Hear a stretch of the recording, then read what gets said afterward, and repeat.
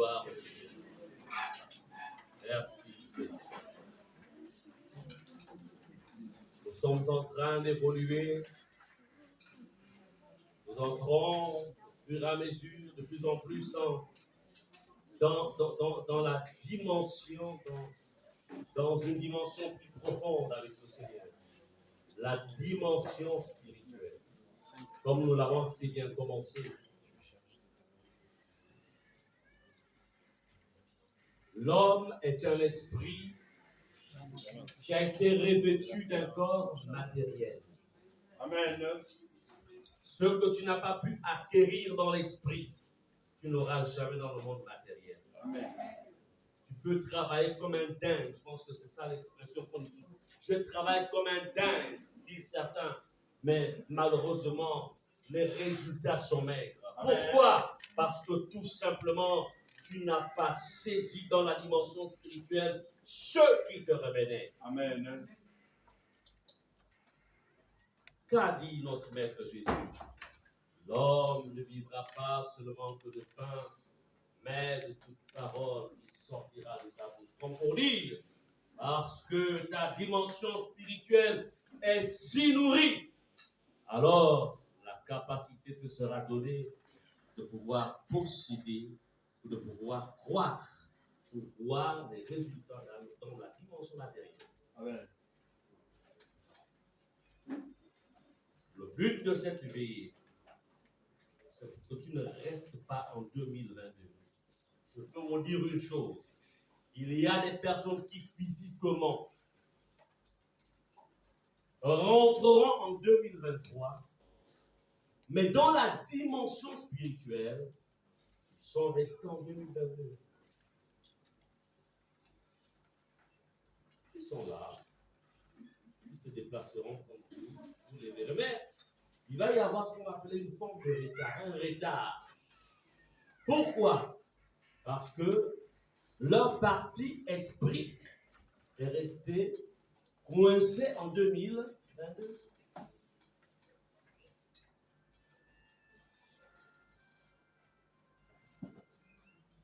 Comment comprendre que les disciples, alors que Jésus échangeait avec cette femme samaritaine, alors que ses disciples étaient allés acheter à manger parce qu'ils disaient que leur maître avait faim, c'était tout à fait normal, ils avaient parcouru une très grande distance. Alors ils apportent à manger à Jésus. Jésus dit, j'ai à manger une nourriture que vous ne connaissez pas. On peut dire, c'est vrai que physiquement parlant, il y a un besoin, mais il y a d'abord une autre nourriture qui n'a rien à voir avec la nourriture physique. Amen. C'est pourquoi ces moments sont des temps cruciaux. Si tu es distrait, tu vas passer à côté. Si tu es venu, si tu ne saisis pas et ne suis pas, tu vas rester là. Est-ce que vous comprenez cela?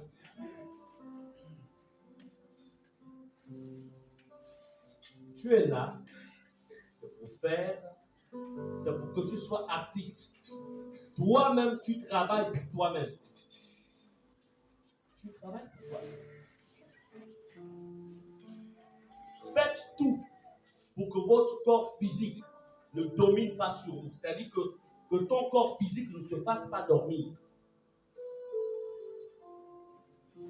Fais en sorte que l'esprit, qui est ton véritable toi, puisse prédominer pendant ces moments.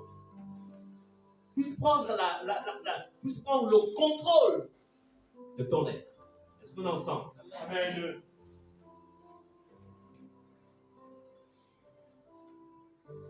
Donc, si le pasteur peut ne pas somnoler, ne pas dormir, lui qui est dans la cinquantaine, ce n'est pas toi qui est dans la trentaine, dans la quarantaine, qui va te mettre à dormir. En vérité, c'est moi qui devais dormir. Plus on monte en âge, plus l'énergie diminue. Mais on nous a vu un passage dans la Bible qui dit que celui qui se confie en l'Éternel renouvelle ses forces. Alléluia. Ce matin, nous sommes connectés à celui qui renouvelle nos forces. Alors, je vais rentrer encore plus en profondeur sur cette thématique sur les portes. Puisqu'il est question ce soir de passer par une porte. Ce dont tu as besoin pour 2023, il faut bel et bien passer par une porte. Je vous ai dit que nous sommes esprit. Ton esprit doit passer par une porte et aller prendre ce qu'il y a. Si tu ne passes pas par cette porte, tu ne pourras pas récupérer. Alors, on doit travailler. Là, il est déjà 24 heures. Les portes du temps sont grandement ouvertes. Elles vont rester grandement ouvertes jusqu'à 3 heures du matin. C'est pourquoi il me faut travailler dans cet espace-là.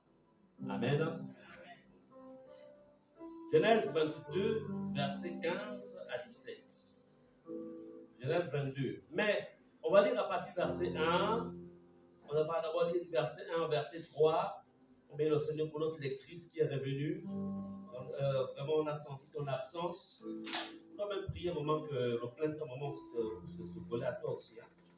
Bon, lis-nous ça. Verset 1 à 3. Genèse 22, verset 1 à 3. La Bible dit: après ces choses, Dieu mit Abraham à l'épreuve et lui dit: Abraham. Et il lui répondit: me voici. Dieu dit: prends ton fils, ton unique, celui que tu aimes, Isaac, va-t'en au pays de Moria et là offre-le en holocauste sur l'une des montagnes que je te dis. Verset 3. Abraham se leva de bon matin, sella son âne et prit avec lui 2 serviteurs et son fils Isaac. Il fondit du bois pour l'holocauste et partit pour aller au lieu que Dieu lui avait dit. Merci, c'est bon. En fait, Abraham est sur le point de changer de dimension. Comme chacun d'entre vous, chacun d'entre nous, parce que nous sommes aussi concernés, nous sommes sur le point de voir Dieu nous faire changer de dimension. Nous faire partir d'un point à un autre. De l'enfance spirituelle à la dimension de fils. De partir de la dimension de fils à la dimension de père ou de mère. De la dimension du manque à la dimension de la possession de quelque chose. Amen. De la dimension, on va dire, de la précarité à la dimension de la stabilité. De la dimension de la sécheresse à la dimension de la, on va dire, de l'abondance. Est-ce qu'on entend? Amen. De la dimension, on va dire, on va dire, on va appeler ça comment? Du chômage. En fait, à la dimension de travail. Alors, mais il y a quelque chose. Abraham ne sait pas que Dieu est sur le point de changer son histoire. Dieu lui dit, tout simplement, viens, retrouvons-nous sur la montagne, mais viens avec un sacrifice. Est-ce qu'on est ensemble? C'est ce que ça veut dire. Prends ton fils, ton unique, celui que tu aimes. Donc, viens, retrouve-moi sur la montagne avec ton sacrifice. Verset 6.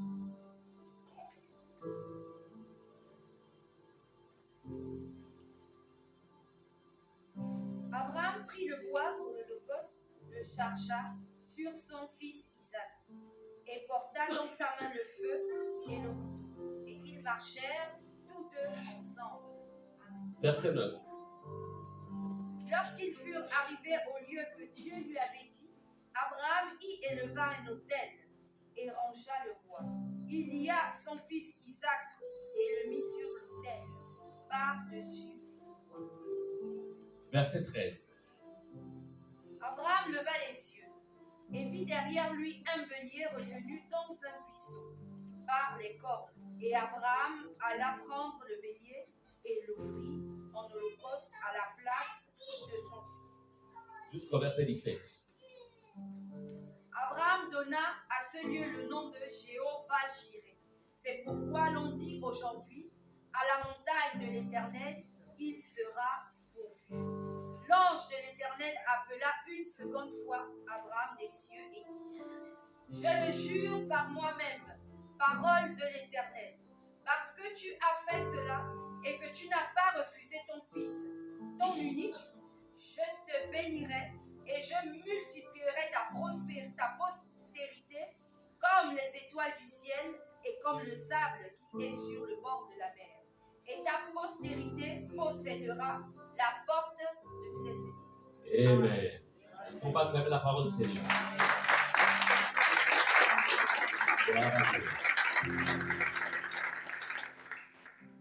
Chrétiens, chrétiennes, retenez ceci. Répétez après moi, la gratuité n'existe pas dans le monde spirituel. La gratuité n'existe pas dans la dimension de la divinité. Amen. Retenez cela. Dieu est sur le point de changer l'histoire d'Abraham. Mais l'enfant qu'Abraham a, c'est Dieu qui lui a donné cet enfant. Les biens que nous avions nous viennent de lui. Mais Abraham ne sait pas que Dieu le met en fait à l'épreuve. Il y a une prophétie qui avait été dite sur Abraham, père d'une multitude de nations. Donc, en fait, que va-t-il se passer? Abraham ne s'appuie pas d'abord sur ce qui va l'échapper, mais il s'appuie sur ce que la parole avait été dite, ce que la parole avait dit ou disait de son futur.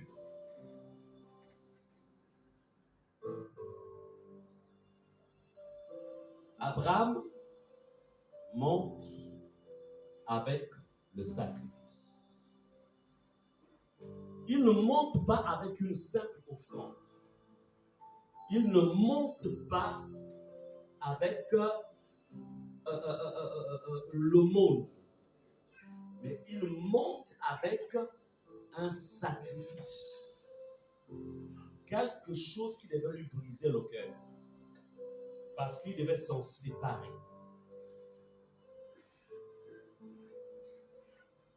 C'est pourquoi il n'avait pas pris la peine d'en parler à sa femme. Parce que s'il l'aurait fait, vous connaissez vous-même que Sarah aurait dit, pas mon fils Isaac. Abraham monte au mont Moriah. Alors, et il attache l'enfant. Et au moment où il veut accomplir l'acte, puisque Dieu, ayant vu que dans le cœur d'Abraham, l'enfant avait déjà été sacrifié. Donc, ça ne valait plus la peine pour lui de voir ce sacrifice sur le plan matériel. Est-ce qu'on est ensemble? Amen.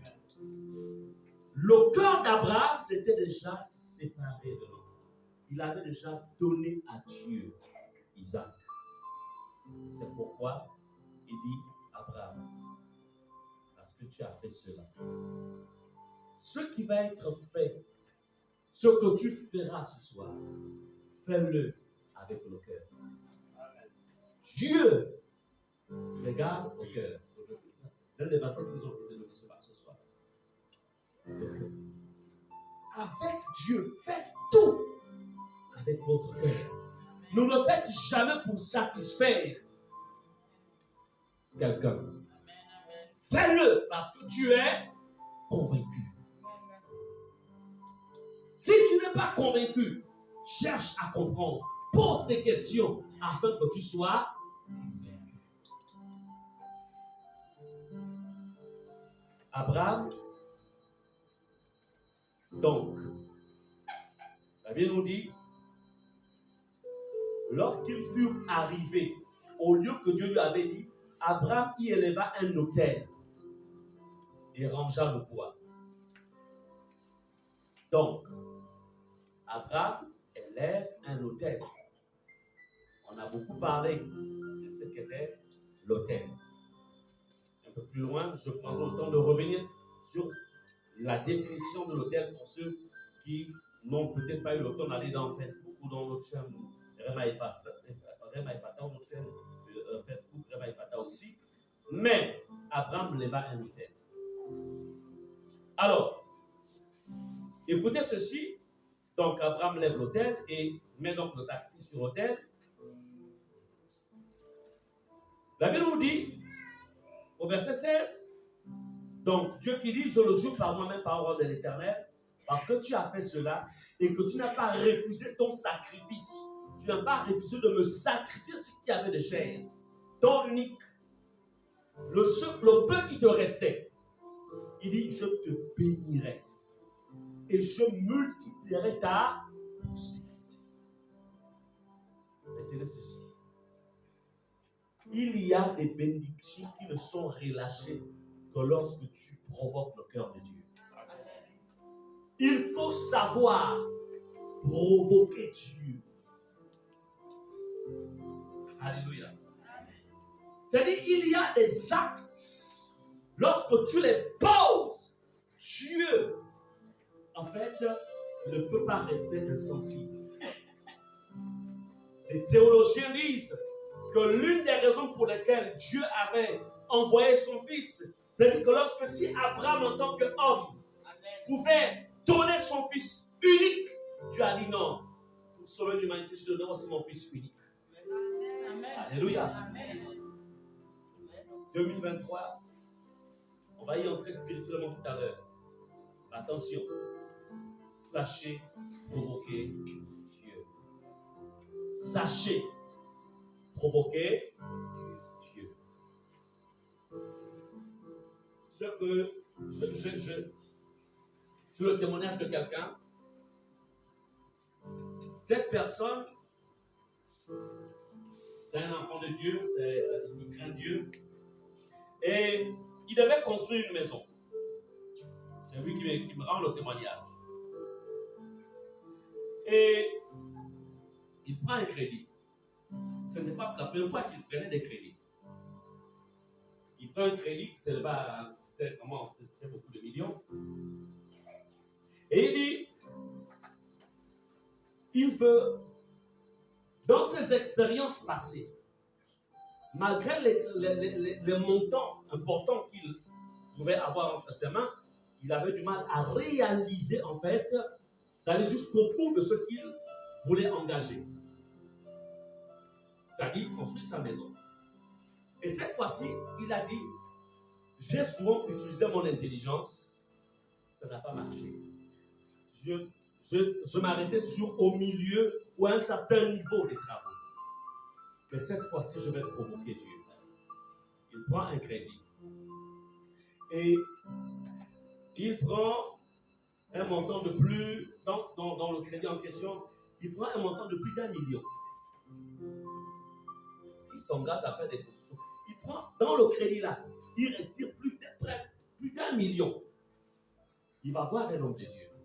Il dit, homme de Dieu, ça c'est la part que je retire ça parce que je veux voir Dieu m'accompagner dans ce que j'ai décidé de faire. Alléluia. Il prend 1 million, il remet donc, ça veut dire qu'il dépose au pied du Seigneur, mais au travers de l'homme, Et l'homme de Dieu relâche les paroles. En fait, en vérité, c'est Dieu qui relâchait les paroles. Et cette personne, cet enfant de Dieu, est allé jusqu'au bout du projet qu'il avait commencé. Vous comprenez cela? Entre-temps, dans son expérience passée,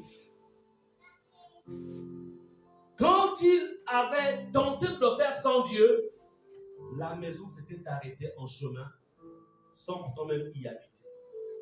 Travaux bloqués. Vous comprenez cela? Que voudrais-je dire? Quand tu provoques Dieu, Dieu te dit, je vais te montrer que je suis Dieu. Est-ce qu'on est ensemble? Amen. Comme pour dire aussi, ce n'est pas l'abondance des CFA qui peut faire en sorte que tu arrives jusqu'au bout de tes projets. Mais plutôt, c'est la faveur divine qui assure ta vie et qui accompagne et protège les CFA qui fera en sorte que tu ailles jusqu'au bout de ce que tu veux accomplir. Alléluia. C'est pourquoi ici, Dieu dit à Abraham, parce que tu as bâti cet autel, moi, je vais te bénir. Et je multiplierai ta postérité, comme les étoiles du ciel et comme le sable de la mer. Et il dit, et ta postérité possédera la porte de ses ennemis. Bien-aimés, vous ne pouvez pas, on ne peut pas rentrer dans le travail des portes si on ne comprend pas ce que c'est les portes. Nous allons encore une fois identifier un ensemble de portes, puisque Dieu dit à Abraham que ta postérité possédera la porte de ses ennemis. Mais c'est qui cette postérité? C'est vous et moi. Parce que nous sommes les fils d'Abraham par la foi. Nous sommes la descendance d'Abraham par la foi. Et Dieu dit, et il y a une promesse sur nos vies.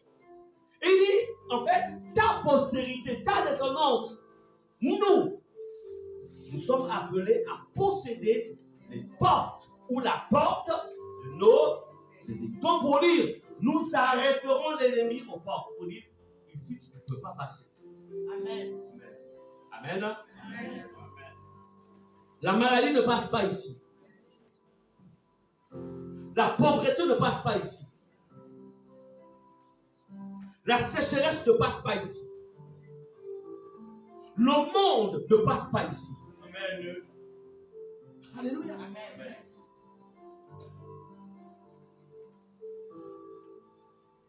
Bien-aimé, comme je pense que c'est mercredi où je disais que le monde que vous voyez, si vous vous limitez à ce que les réalités physiques vous présentent, vous serez les derniers. Parce que Satan va bien se moquer de vous. Le monde dans lequel nous vivons, comme je le disais au début, n'oubliez jamais, si vous vous considérez comme des simples hommes naturels, vous êtes foutus. Nous ne sommes pas des êtres naturels. Nous sommes des êtres spirituels. Amen. Amen. Si physiquement parlant, pour sortir d'un bâtiment, on cherche des portes, dans la dimension spirituelle, vous devez connaître aussi les différentes portes pour avoir accès, pour pouvoir récupérer ce qui est à vous ou pour pouvoir protéger ce qui est à vous.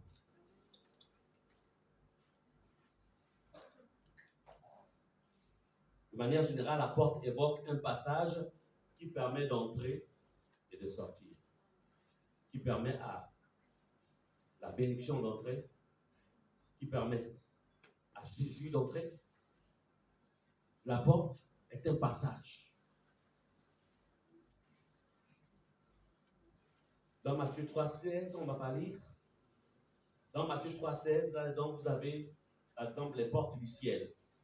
Comme pour dire, quand Jésus dit, désormais vous verrez, en fait, les cieux ouverts et les anges de Dieu monter et descendre. C'est comme pour dire, si sur Jésus, le Fils de l'homme, les cieux étaient ouverts, ce qui voudrait dire, sur chacun d'entre nous, Tous ceux qui ont reçu Jésus et qui ont mis Jésus au centre de leur vie, leurs cieux tout de suite s'ouvrent. Amen. Mais si tu blagues avec Jésus, c'est-à-dire que tu n'es pas sérieux avec Jésus, les cieux vont rester fermés. Est-ce qu'on est ensemble? Amen. Lorsque les cieux sont ouverts, les richesses qui sont dans le ciel deviennent ton partage. Est-ce qu'on est ensemble? Dans Matthieu 16, 19, on nous parle des portes du royaume de Dieu, des cieux. Dans Malachie 3, verset 10, on nous parle des portes des écluses des cieux. Mettez-moi, c'est-à-dire que David dit, mettez-moi de la sorte à l'épreuve et vous verrez si je n'ouvre pas pour vous les écluses des cieux. Quelle épreuve? Quand tu payes ta dîme et que tu donnes tes offrandes, les écluses financières, il y a plusieurs types d'écluses. Il y a les écluses des cieux financiers, il y a les écluses des cieux sur le plan de la santé, il y a les écluses des cieux. Donc, ça veut dire que chaque domaine possède des portes. Amen. Il est important de comprendre cela. Donc, tu veux voir les écluses des cieux financières être ouvertes. Paye tes dîmes. La dîme n'est pas liée au salaire. La dîme est liée au revenu. Quelqu'un te donne 1000 francs pour le taxi. Retire 100 francs. C'est un revenu. Est-ce que vous comprenez cela? Il est important de saisir. Si tu ne le fais pas, tu bloques les écluses des cieux dans le domaine financier. Quand quelqu'un me bénit, je retire toujours quelque chose. Dans mon bureau, j'ai une enveloppe dans laquelle je mets toujours quelque chose. Quelqu'un me bénit, je retire la dîme, je laisse ça là-dedans. Alléluia. Pourquoi? Parce que je sais que pour ne pas être en position de manque, si la terre manque de quelque chose, le ciel doit me ravitailler. Et c'est ce qui s'est passé avec Élie, alors qu'il y avait la sécheresse sur la terre. Parce que les écluses des cieux d'Élie étaient ouvertes. Le corbeau, qui est un rapace, pouvait apporter de la viande sans manger la viande d'Élie. Pouvait apporter du pain. Pourquoi? Parce que les écluses des cieux sur Élie étaient ouvertes. Il y a les portes de la mort et les portes de l'ombre de la mort. On voit ça dans Job 38, verset 7, vous direz cela à la maison. Il y a les portes du séjour des morts. Matthieu 16, 18. Il y a les portes des fleuves. Naoum 2, 7, par exemple. Dans les fleuves, il y a en fait des turbines spirituelles qui conduisent jusqu'au monde, en fait, des esprits marins. Il y a les portes des fleuves. Il y a les portes de la mer. Job 38, verset 8. Il y a les portes du corps humain. J'en ai parlé la dernière fois. La bouche, les yeux, etc. Et même le temps. Là, à cette période, par exemple, nous sommes donc à la veille de minuit. Donc, là, il y a une porte qui s'est largement ouverte. C'est pourquoi tout ce qu'on va faire maintenant, ça va en fait forcément agir. Amen. Parce que la grande porte est ouverte. Il y a les portes du jour. Job 38, versets 12 à 15. Notez seulement les références, vous lirez à la maison. Le péché aussi ouvre des portes. Dans Genèse 4, verset 7. Donc, toutes ces portes sont des réalités spirituelles. Ce que je voudrais que vous saisissiez. C'est bien beau que nous soyons là ce soir. Préparer notre entrée pour que notre année 2023 soit bâtie sur l'autel qui va être bâti par les uns les autres. Mais, attention, faudrait veiller sur les portes. Certaines doivent être ouvertes, d'autres, il faut les fermer. Parce que toute porte qui est ouverte, l'ennemi t'aura. L'ennemi va t'avoir. L'ennemi ne craint pas le fait que tu sois appelé enfant de Dieu. L'ennemi craint la connaissance que tu as. Parce qu'il sait que tant que tu connais, tu vas en fait déstabiliser ses plans.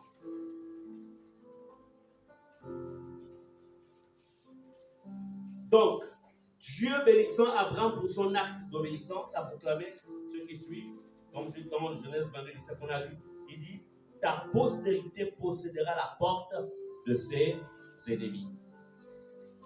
Alors, on va parler, là, ici, je vais vous faire état de l'existence des portes. Pour que vous fassiez, pour que vous ayez la connaissance qui vous permettra de mieux gérer votre marche spirituelle. Amen. Alors, on va parler rapidement du contrôle des portes. Je voudrais vous dire, il est de notre responsabilité de veiller sur les différentes portes de nos vies. Ou les différentes portes qui existent. Hier, pendant que quand j'étais en prière, la première chose, et ça je vais vous montrer ça tout à l'heure, la première chose que j'ai faite avant de prier, après avoir adoré mon Dieu, etc., je me suis positionné aux portes du jour de vendredi.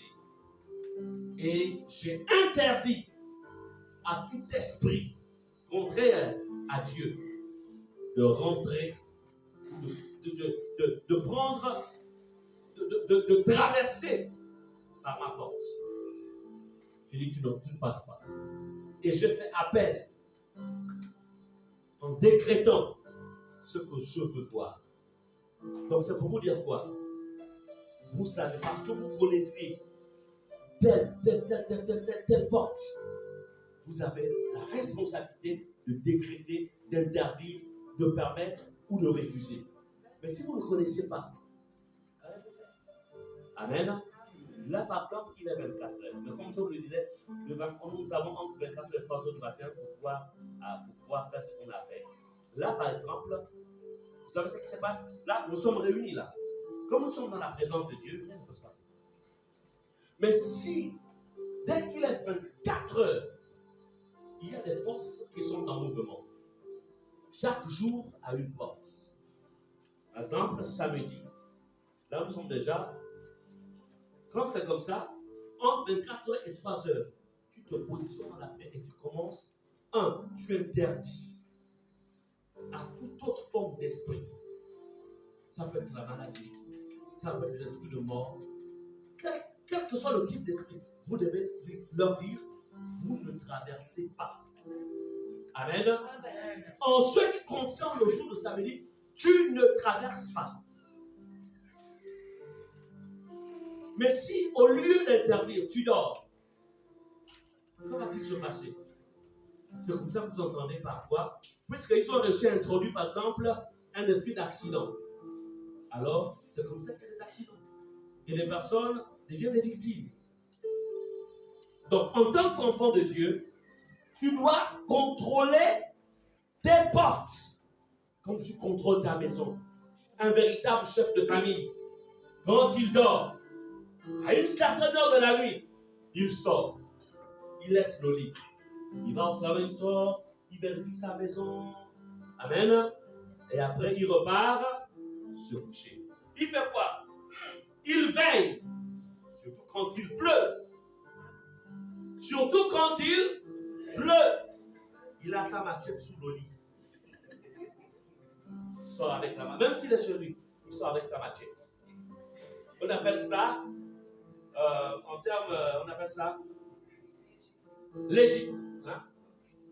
Légitime défense. C'est le mot là. Légitime défense. Hein? Ok. Est-ce qu'on est ensemble? Amen. Mais quelqu'un qui ne veille pas, qui n'est pas un bon chef, le gars, il va, la pluie va le bercer davantage. C'est seulement le matin, il va se rendre compte que l'écran placement est parti. Tout est parti. C'est la même chose dans le plan spirituel. Amen. Veille. Donc, tu dois contrôler tes portes. Tu dois posséder tes portes. Répète, tu dois posséder mes portes. Je dois posséder mes portes. Posséder les portes spirituelles, comme j'ai dit mercredi, c'est disposer de celles-ci. C'est profiter d'elles. En fait, c'est être le gardien de tes portes. Tu es là. Tu peux être enfant. Qu'importe que tu sois enfant. Il n'est pas question de je ne suis qu'un enfant. Non. Tu dois prendre le contrôle total des différentes portes, par exemple de l'année. Et là, je vais vous présenter les différentes portes de l'année tout à l'heure. Amen. Parce que tes bénédictions passeront par ces portes. Comme aussi les maladies, les problèmes passent toujours par les portes. Rien ne vous arrive, rien n'arrive à quelqu'un si ça ne passe par une porte.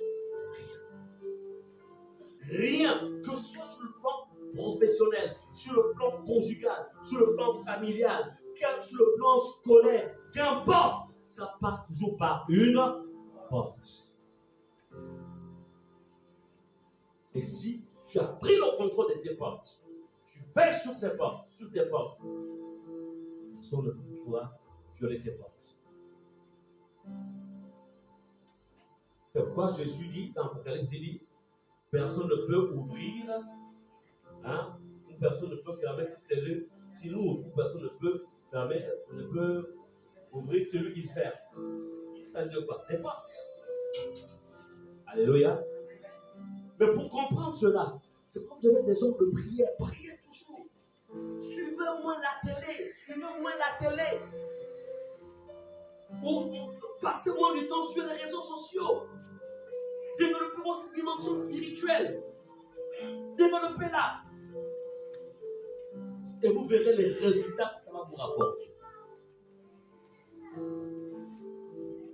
Donc, écoutez ce que on va avoir une. Allons dans Proverbe 18, verset 16. Donc, ça va nous dire ça. Proverbe 18, verset 16.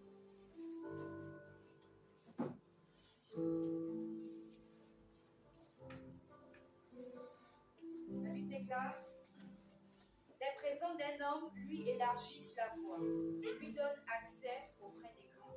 Amen. Les présents d'un homme, c'est-à-dire la libéralité, c'est une porte. Quelqu'un de libéral, c'est-à-dire quelqu'un qui sait donner, quelqu'un qui sait investir dans la maison de Dieu, quelqu'un de libéral aura toujours des portes qui lui seront ouvertes. Amen. Amen. La libéralité est une porte qui donne accès aux bénédictions. Et ce qui fait que la liberté va devenir une clé qui fera en sorte que la personne possède ce qu'elle désire. Ça, des personnes qui disent non, de toute façon, bon, je n'ai rien, je vais faire comment? En temps, elle a quelque chose qu'elle garde. Mais pourquoi Dieu permet que tu sois au courant du besoin de cette personne au moment où tu as cette chose-là que tu gardes? Pourquoi?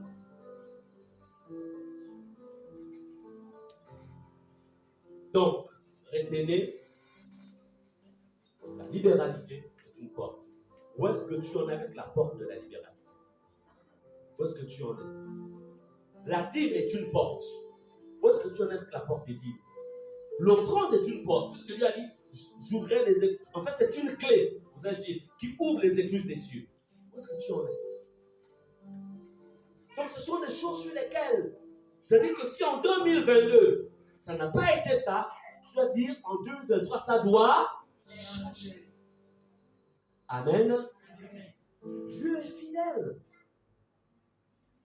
Dieu est fidèle.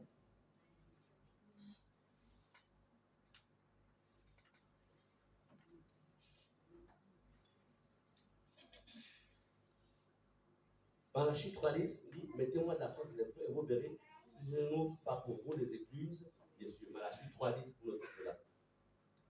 Écoutez, Colossiens 4, verset 3. Priez en même temps pour nous afin que Dieu nous ouvre une porte pour la parole. Là, par exemple, on est dans le domaine de l'évangélisation. On va faire la campagne quelque part. Voilà pourquoi il est aussi important qu'on prie beaucoup. C'est-à-dire que si la porte de l'évangélisation, par la porte d'une ville ou d'un quartier ou d'un endroit ne nous a pas été ouverte, on peut, quelle que soit toute la parole qu'on peut aller donner, en fait, les gens ne se convertiront pas. Pourquoi? Parce que la porte n'a pas encore été, il n'y a pas eu assez de prières, il n'y a pas eu assez d'intercession. Donc, la porte, en fait, n'a pas pu être ouverte.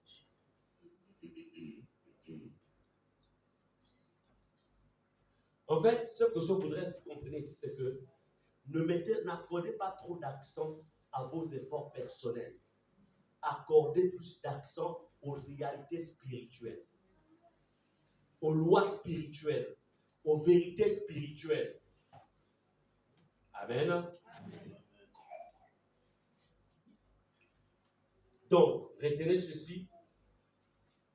Contrôler une porte, c'est la posséder. Quelles sont les portes que tu n'as pas pu contrôler en 2022? Il y a des portes relationnelles. Dans le sens que, en fait, vous pouvez avoir, il y a, quelle que soit votre intelligence ou les diplômes que vous avez, mais il y a en fait des accès que vos diplômes ne peuvent pas vous donner. Mais les portes relationnelles diront, ah, lui, ok, d'accord. Ah, il a ce diplôme, ok, d'accord. Ah, il a cette formation, ok, d'accord. Bon, on va se battre. On va lui trouver quelque chose. Amen. Amen. Les portes relationnelles. Comment as-tu géré les portes relationnelles en 2022? Donc, chaque domaine a des portes. Comment as-tu géré les portes familiales en 2022? Tu es toujours, on ne te voit jamais dans les réunions de famille. Tu es toujours absent, vraiment hyper absent. On ne te voit jamais. Bon? Ok. Mais la vérité, c'est que quand il y aura un souci, lui, on ne le voit jamais. C'est que, bon, voyez ce que vous pouvez faire. Mais la vérité, c'est bon. Déjà, il n'est jamais là. Est-ce que vous êtes d'accord? Amen. Mais celui qui est toujours présent, on dira, lui, ah non. Tout de suite, hein. Bon, mobilisez-vous, parce que, hein, on est d'accord?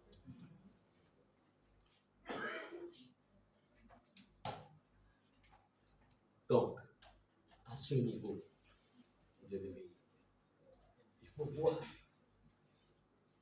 Tout est spirituel. Maintenant, donc, retenons que chaque domaine possède des portes. Chaque domaine de la vie. Je ne vais pas revenir là-dessus.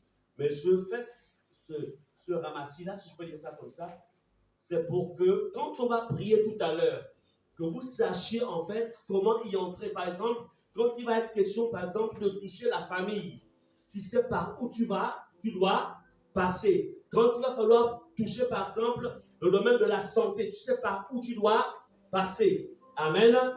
Parce que, encore une fois, le pasteur est là pour vous montrer en fait la direction. Et ensemble, on prend cette direction. La prise des portes.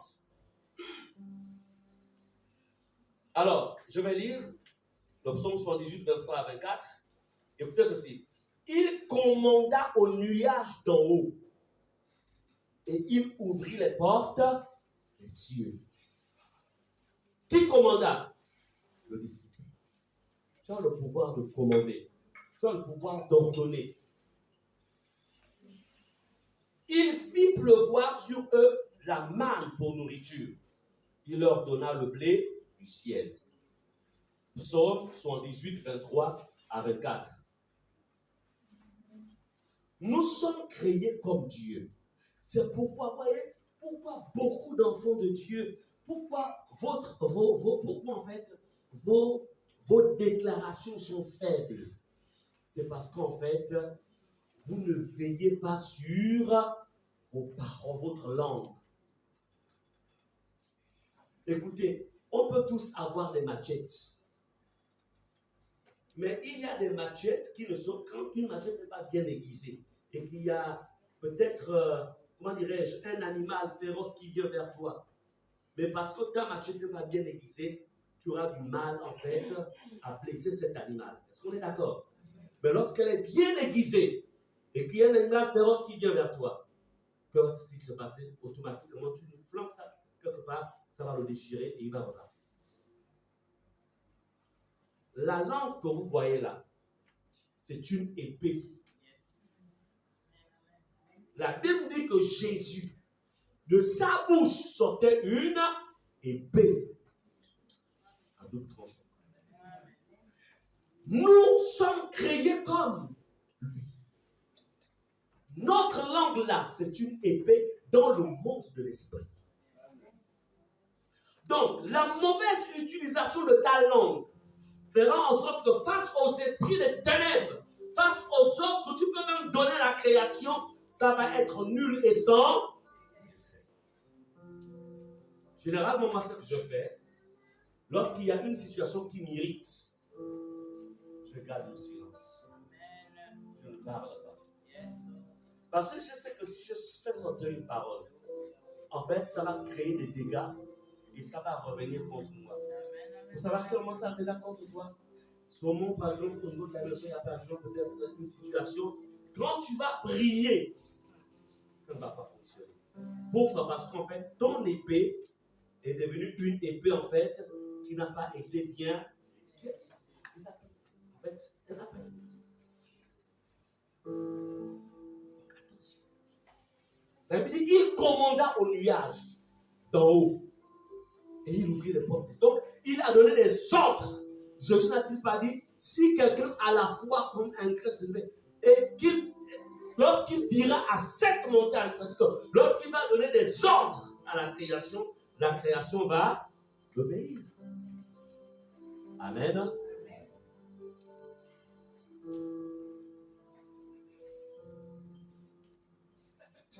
Il y a des situations face auxquelles vous n'êtes pas appelé à prier, mais vous êtes appelé à donner des ordres. Est-ce qu'on est ensemble? Tu sais que tu as un rendez-vous important demain, un rendez-vous d'affaires. Il n'y a pas à prier, il n'y a pas à dire Seigneur, dispose son cœur. Il y a un moment où le Saint-Esprit dira, donne seulement des ordres. Alléluia. Donne des ordres. Et la chose va s'exécuter. Parle à la dimension spirituelle de ce rendez-vous. Et les choses se passeront.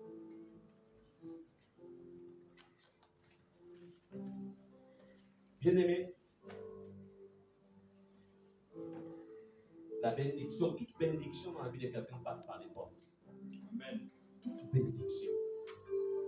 Et nous avons besoin de bénédiction. Tu as besoin de bénédiction. C'est pas ma clé.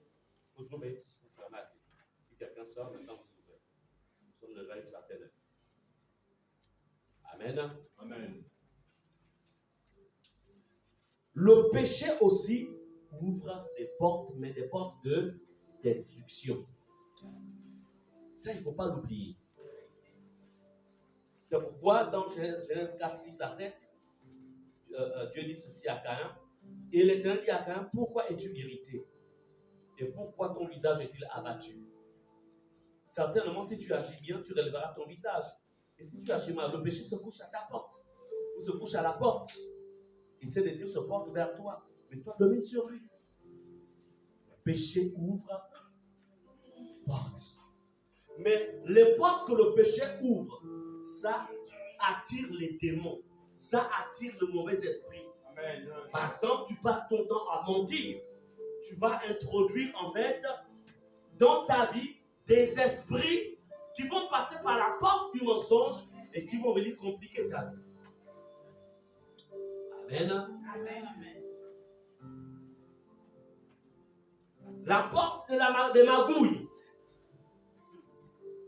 ça ouvre, ça attire les esprits.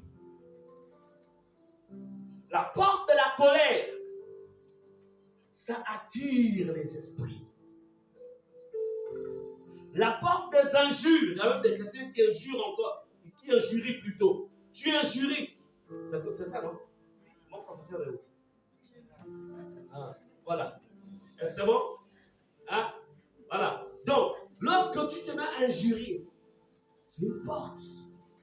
Parce que tout ça, vous devez savoir. Parce que moi, je ne comprends pas, pasteur. Je prie, je fais ça. Mais ma vie, ça n'évolue pas. C'est compliqué. Qu'est-ce qui se passe? Mais le problème, c'est que parfois, vous avez tellement, en fait, votre vie a tellement encaissé des virus que le système ne fonctionne plus. Ça rame. On est dans l'informatique. La vie rame. Il faut mettre l'antivirus. Et puis changer le système. Est-ce qu'on est ensemble? C'est la vérité. Tout péché ouvre une porte. Non, parce que on est souvent comme dans le péché une seule fois, on a souvent touché une seule fois. Bon, je vais être comment cru, quoi, vous voyez. Non, vraiment, c'était seulement une seule fois là. Mais qu'est-ce que ça a attiré? Ça a ouvert une porte et ça a attiré les démons. C'est clair. Il n'y a aucun péché qui se limite à la dimension physique. Tout péché a des effets sur le plan dans ta dimension spirituelle. Mais oui, tu vois, pasteur, en fait, on doit se marier. Donc, comme on doit se marier, bon, de temps en temps, oui, mais la vérité, c'est que le mariage, là, ça va plus se faire. Ça, c'est grave. Vous allez rester dans le concubinage. Puisque tu lui as donné ce qu'on obtient dans le mariage, pourquoi va-t-il être pressé de te marier? Attends, de toi à moi. Pourquoi sera-t-il pressé? Il a déjà ce qu'il faut. Plaisir, il a déjà ça. Tu vas même faire à manger chez lui. Tu laves le linge, tu repasses, etc., etc. Il a ce que le mariage donne. Pourquoi va-t-il se presser d'aller t'épouser? Vous comprenez? Et c'est comme ça que la personne va demeurer en vérité dans ce qu'on va appeler un éternel, c'est-à-dire que de manière, en fait, un concubinage. Toi-même, la porte du péché a fermé la porte du mariage.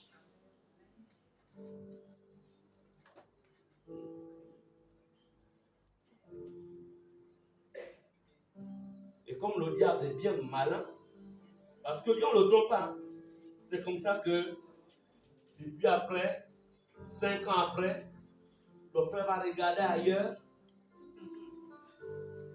et puis il commence à être irrégulier. Ah, mais je ne te vois plus là, c'est comment? Non, tu sais, j'ai trop de boulot. Il regarde ailleurs maintenant. Non, tu sais, ah, bah attention, hein. Tu peux tout parler là, il regarde déjà ailleurs. Toi-même, par l'infidélité, tu as ouvert la porte à l'infidélité. Donc, il deviendra infidèle ou elle deviendra infidèle. Ça, les choses concrètes là, pendant qu'on est, il paraît fiancé. Tu ne sais pas ce que ça cause plus tard. Le test qui prouve qu'un homme peut être fidèle dans le mariage, c'est quand il te respecte pendant que vous êtes fiancé. Et qu'il ne te touche pas.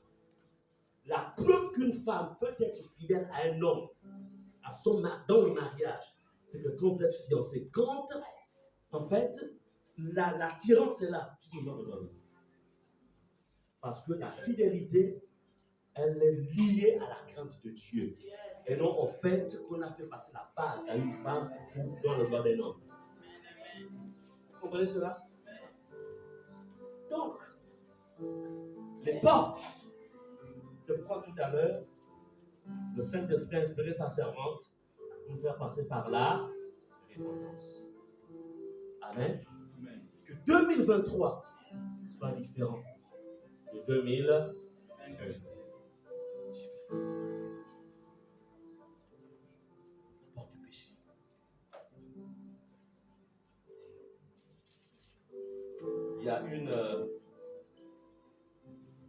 c'est un témoignage. Une dame qui cherchait du boulot. Le premier jour qu'elle va travailler dans une maison, elle trouve un sac, elle trouve de l'argent caché du patron ou de la patronne. Elle prend. Elle s'en va avec l'argent. Et à la fin, la patronne qui connaît très bien sa maison s'est rendue compte que non. C'est la nouvelle qu'on a prise. Et au finish, c'est la prison. Elle perd le boulot, elle perd, et elle finit par la prison.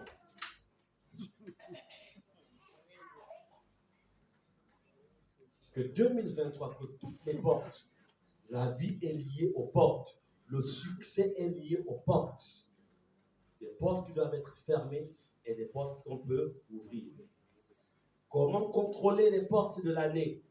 Là, en fait, dans ce que j'expliquais tout à l'heure, je parlais des différentes portes, les portes de la vie, les portes de la réussite, etc. Je parlais du travail, etc. Amen. Maintenant, venons un peu sur l'année en elle-même, c'est-à-dire les 12 mois. Est-ce que jusqu'à vous me suivez? Amen. Est-ce que c'est clair? Amen. Bien. Alors,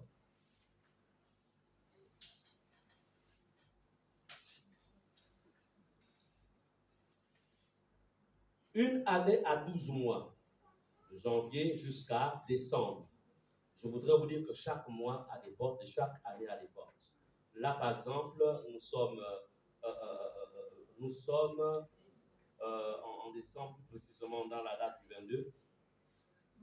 La porte de l'année, en fait, elle est déjà ouverte. L'année 2023, cette porte est déjà ouverte dans la dimension spirituelle. C'est pourquoi, je peux vous dire une chose, il n'y a pas que les églises qui veillent. Il y a aussi plusieurs qui sont sur la route. D'autres sont même allés dans leur village. D'autres sont allés même chez les pygmées pour aller préparer leur nouvelle année à leur manière. Amen. Amen. Mais toi, tu ne peux pas comme aller dans la présence du Seigneur. Alors, donc, la préparation, elle est importante. La prise de portes spirituelles exige aux chrétiens une certaine préparation. C'est pourquoi nous avons pris ces 14 jours de jeûne et de prière. Amen. C'était pour pouvoir se préparer.